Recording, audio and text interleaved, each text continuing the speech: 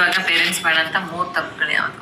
ನಾವಿಬ್ರು ತುಂಬಾ Young age ಅಲ್ಲಿ ಮದುವೆ ಆಯ್ತು, ತುಂಬಾ ಯಂಗ್ ಏಜ್ ಅಲ್ಲಿ ಮಕ್ಕಳಾಯ್ತು. ಈಗ ತುಂಬಾ ಯಂಗ್ ಏಜ್ ಅಲ್ಲಿ ಮದುವೆ ಮಕ್ಕಳ ನಮ್ಗೆ ಕೆಲವೊಂದು ವಿಷಯಗಳು ಗೊತ್ತಿರಲ್ಲ. ಮಕ್ಕಳನ್ನ ಹೆಂಗ್ ಸಾಕ್ಬೇಕು, ಯಾವ ದಾರಿನಲ್ಲಿ ಅವ್ರನ್ನ ಕರ್ಕೊಂಡು ಹೋಗ್ಬೇಕು ಅನ್ನೋದೆಲ್ಲ.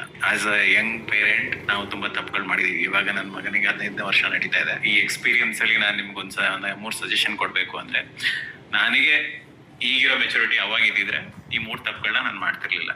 ಮೊದಲನೇದು ಬಂದು, ನಮ್ ಕೆಲಸ ಮಾಡ್ಕೋಬೇಕು, ನಾವು ಫ್ರೀ ಆಗಿರ್ಬೇಕು ಅಂತ ಅವ್ರಿಗೆ ಮೊಬೈಲ್ ಕೊಟ್ಟು ಅವ್ರಿಗೆ ಎಂಟರ್ಟೈನ್ ಮಾಡೋದಕ್ಕೆ ಬಿಡ್ತಿರ್ಲಿಲ್ಲ.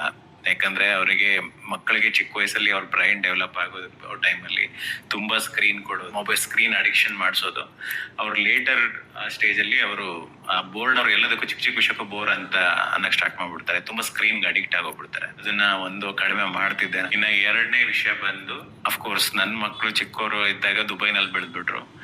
ಅಲ್ಲಿ ಅಪಾರ್ಟ್ಮೆಂಟ್ ಕಲ್ಚರ್ ಅಲ್ಲಿ ಅವರಿಗೆ ಸೋಷಿಯಲೈಸ್ ಮಾಡೋದಕ್ಕೆ ಆಗ್ತಿರ್ಲಿಲ್ಲ. ಸ್ವಲ್ಪ ನನಗೇನು ಅನಿಸ್ತು ಅಂದ್ರೆ, ಇವರೇನೋ ಫಾರಂ ಕೋಳಿ ತರ ಬೆಳಿತಾವ್ರೆ ಅಂತ ಅನಿಸ್ತು. ಹೆಚ್ಚಾಗಿ ನಾನು ತುಂಬಾ ಜನರ ಹತ್ರ ಇಂಟ್ರಾಕ್ಟ್ ಮಾಡ್ತಿದ್ದಾಗ ನನಗೆ ಫೀಲ್ ಆಗ್ತಾ ಇತ್ತು. ಅಲ್ಲಿಂದ ಕರ್ಕೊಬಂದು ಇವಾಗ ಸ್ವಲ್ಪ ಜನರ ಹತ್ರ ಮಿಂಗಲ್ ಆಗೋ ತರ ಮಾಡಿದೀವಿ. ಚಿಕ್ಕ ವಯಸ್ಸಿಂದನೇ ಅವರಿಗೆ ಸೋಷಿಯಲ್ ಸರ್ಕಲ್ ನ ಡೆವಲಪ್ ಮಾಡ್ಬೇಕು, ಎಲ್ಲಾ ಮಕ್ಕಳ ಜೊತೆ ಜನರ ಜೊತೆ ಬೆಳೆಯುವಂತ ಒಂದು ಎನ್ವೈರನ್ಮೆಂಟ್ ನ ಕ್ರಿಯೇಟ್ ಮಾಡ್ಬೇಕು. ಅದು ತುಂಬಾ ಇಂಪಾರ್ಟೆಂಟ್. ಇಲ್ಲ ಅಂದ್ರೆ ದೊಡ್ಡವರಾದ್ಮೇಲೆ ತುಂಬಾ ಇಂಟ್ರೋವರ್ಟ್ ಆಗ್ಬಿಡ್ತಾರೆ. ಮೂರನೇದು ಬಂದು ಫುಡ್, ಜಂಕ್ ಫುಡ್ ಕಲ್ಚರ್. ಅಂದ್ರೆ ಮನೇಲಿ ತಿನ್ನೋ ಆಹಾರ ಕೆಟ್ಟದು, ಹೊರಗಡೆ ತಿನ್ನೋದು ಸ್ಪೆಷಲ್ಲು ಅಂತ ವೀಕೆಂಡ್ ಅಲ್ಲಿ ಪೇರೆಂಟ್ಸ್ ಕೂಡ ಬಕಾಸುರಗಳ ತರ ಅದು ಬರ್ಗರು, ಪಿಜ್ಜಾ ಈ ತರದೆಲ್ಲ. ನಾವು ತುಂಬಾ ಹೋಗಿಲ್ಲ.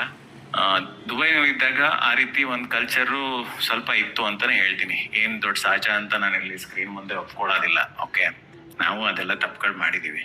ಅದಕ್ಕೆ ನಾನು ಏನೇನ್ ತಪ್ಪುಗಳು ಮಾಡಿದೀನಿ ಅದೇ ವಿಷಯಗಳ ಬಗ್ಗೆ ನಾನು ಜನರಿಗೆ ಹೇಳ್ತೀನಿ. ನಾನ್ ಮಾಡಿದೀನಿ ತಪ್ಪನ್ನ ನೀವು ಮಾಡ್ಬೇಡಿ ಅಂತ ಅಷ್ಟೇ. ನಾನೊಬ್ಬ ಅಣ್ಣ, ನಿಮ್ ತಮ್ಮ, ನಿಮ್ಮ ಅಂಕಲ್ ಏನಾದ್ರು ಅನ್ಕೊಳ್ಳಿ, ಆ ಒಂದು ಇದ್ರಲ್ಲಿ ಹೇಳ್ತಿದೀನಿ. ನಾವೇನೋ ಈಗ ನಾವೇ ಬಂದು ಯಾವ್ದಾದ್ರು ಒಂದ್ ಫುಡ್ ತೋರಿಸಿ ಮಾರ್ಕೆಟ್ ಮಾಡಿ ಅದ್ರ ಜೊತೆ ಲಕ್ಷ ಗಟ್ಟಲೆ ತಗೋಬಹುದು. ಬಟ್ ಈ ರೀತಿ ವಿಷಯಗಳನ್ನ ವಿಡಿಯೋ ಮಾಡೋದ್ರಿಂದ ನಮ್ಗೆ ಯಾರು 1 ರೂಪಾಯಿನೂ ಕೊಡಲ್ಲ, ಅಥವಾ 1 ರೂಪಾಯಿ ಸಿಗೋದು ಇಲ್ಲ.